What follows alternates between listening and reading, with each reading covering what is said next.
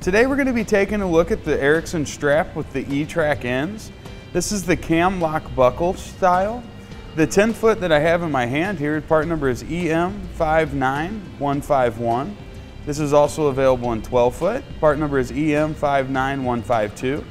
We've got a 16 foot version, part number EM59153. And you guessed it, there's a 20 foot version, part number EM59154. We have a nice strong blue polyester strap material. The ends, as you can see, are very heavily stitched. This gets us up to a 2,500 pound brake limit and an 833 pound safe working load limit. Attaching the strap's an easy process. We're going to lift up on the small tab here on the side, slide it into the track, down on the other side, and then back over to where this catch will come down.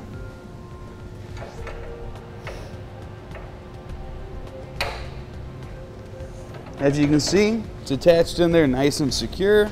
With that connection made, we'll bring our strap up over our generator here, and we'll fit the other side into the E-Track.